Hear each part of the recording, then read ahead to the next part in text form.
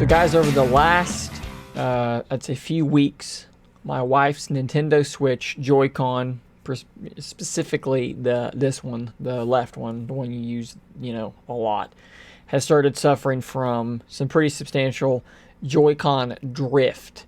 Now, I've tried some of the other solutions to sort of, clean it, I guess you would say. And none of those really did anything. It's still drifting. We went ahead and bought a new set of Joy-Cons the other day just so that she could continue playing her Mario 3D collection, whatever they're calling that. But I figured what I wanted to do is take the opportunity to actually take this joystick out and replace it with one you can get on Amazon. And luckily enough, they did come in the mail today. So what I'm going to do is I'm going to try and film what's in this package, and then myself replacing this Joy-Con, or replacing this joystick, I should say. And then we'll see if it works. All right, so let's crack this puppy open and see what you actually get in there. This is actually pretty cool. So you get, here's the actual joysticks themselves. And it should have two in here. Oh, I'm dumping out screws. Let's put those there. This is the actual joystick itself. You've got your little connector ribbon there. And there's the joystick in it. Man, it looks pretty much identical. You also have in here, in addition to the screws that I just threw on the ground, a couple of little caps. Little rubber caps that can fit over the top to make it a little bit bigger, maybe to add some additional grip. Don't know if we're going to use that or not. Let's put those caps back in there, and let's put those screws back in there as well, because I will lose them. Set these aside. Here is the second set. Remove it out of the way. Dear customer, thanks for purchasing with us. Bloop. You get this handy dandy set of tweezers, which will be really helpful, I think, for removing these ribbons. These, if you've never done anything like this before, this is a connector that will slide into a little slot, and this will be really good for pulling those out. So that is cool. I have one of these already, but you can never have too many. And then in here, pretty cool, you get a set of screwdrivers, which one of them is going to be the correct shape for the Y-shaped screws, and then a regular Phillips head. You get this, and then a couple of things to pry the Joy-Con apart. Really everything you need here. All right, let's go ahead and improve the lighting here a little bit so that I can see what I am doing. On the back side, it looks like you've got 1, 2, 3, 4 screws, and they are the Y-shaped screws. All right. How does the fit feel in these screws? You always want to be careful not to strip these tiny little screws out. Just be careful. They do work. It does work. Just be careful not to strip these screws out. Be really careful to make sure that it is seated. Once it seats in the groove, it's not bad. There are, I'm sure, an absolute metric ton of tutorial videos on how to do this, but I am going to just wing it. Something is holding us together. There we go. Alright, so we've come apart here, and it looks like we are connected via a ribbon cable up top.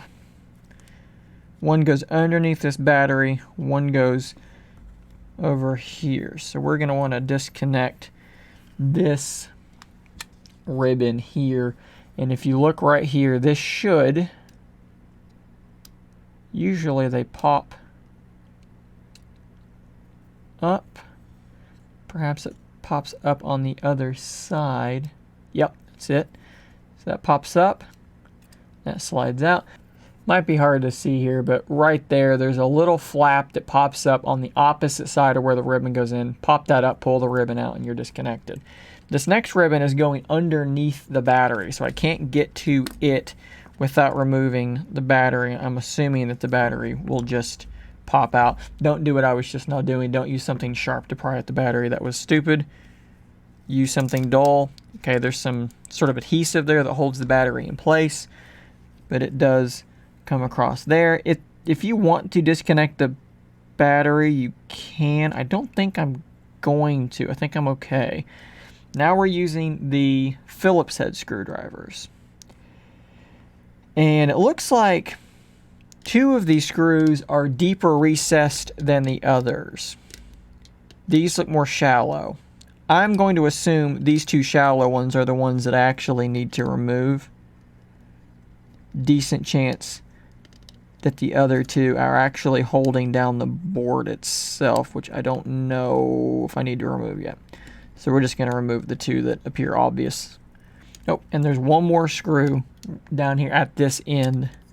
Okay, so now this piece comes off, and there's a ribbon that is connecting the shoulder button up to here.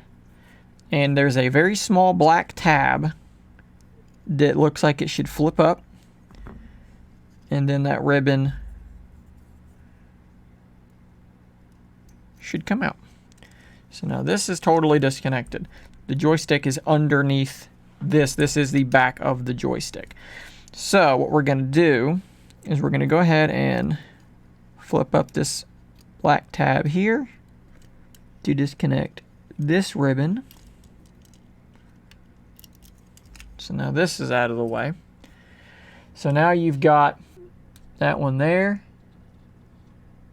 You can see right there, there's a little black piece there that flips up. And on this side, there's a little gray piece that you'll flip up. And now both of these ribbons should disconnect. So now we just have a screw to take out. 2 screws to take out. There's another screw underneath this ribbon that goes across. I don't love the screwdriver. It doesn't feel like it wants to seat super easily. More pressure required than I would like to be exerting on something like this. Alright. Old joystick should come out. Now it looks like there's a little black thing, little border, I guess, that keeps dirt and so forth from getting in there. Whatever. You can see here my shoulder button has kind of popped out. There's a little spring right here. So we're going to go ahead and compress that spring and get that back in place. I don't want to lose my shoulder button. So this is the culprit. This is the old joystick. And this is the new joystick. And they look identical. Okay, shoulder button. You can just be over there for a moment. I'm going to shove this thing in. Make sure that little black piece that appears to keep dirt out is, sitting correctly, because you're not going to want to go back in and fix this. Screw number 1 is back, which should keep it from popping out of place as easily. Obviously, when you're doing this, when you set it down, the joystick, it's going to push its way back up through, which is annoying, so you want to get a screw down quickly.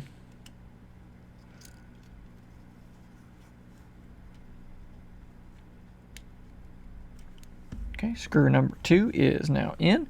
So now we're going to take this little ribbon cable and very delicately start to stick that back in that little slot, push the little gray piece back across to lock it in place. You can do the same on this one.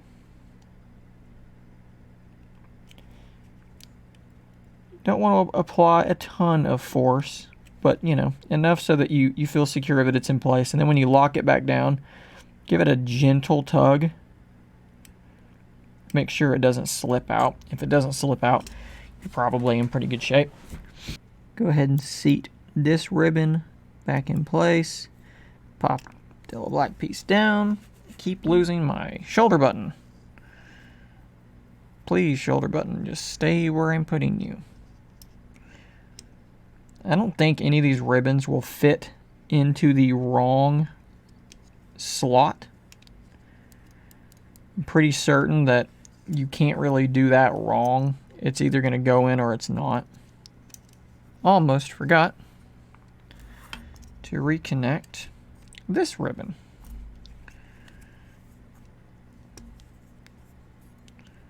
Because this one was underneath, so you need to do this one before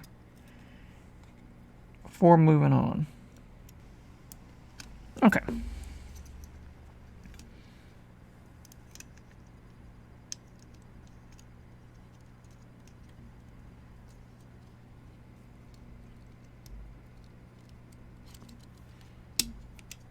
Okay.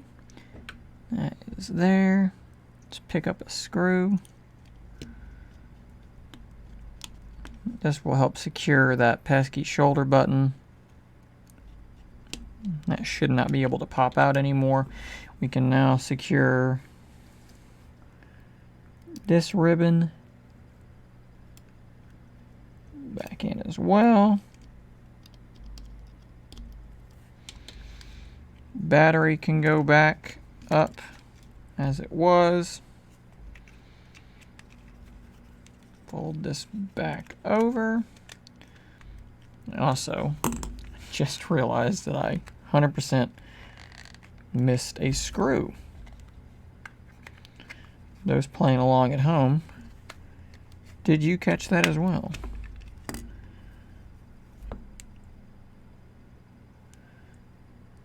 Right down there at the bottom here next to the rumble. I missed one. Okay, back together now.